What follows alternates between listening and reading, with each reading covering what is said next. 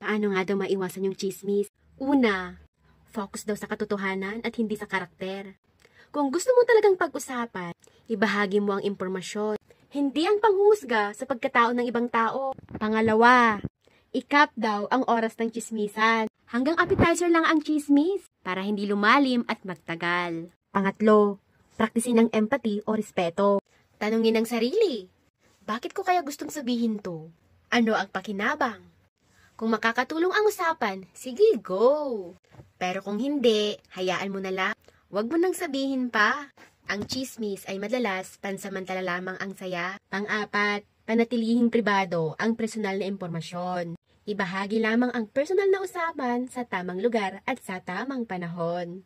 Huwag basta-basta ipalaganap dahil mamaya magiging chismis na naman. Pang-lima, kapag may nag-umpisang mag-chismis sa paligid mo, mabilis na baguhin ang usapan. O di kaya naman, aputo mo, dyan iwat na, dyan mang chismis. Yun lang.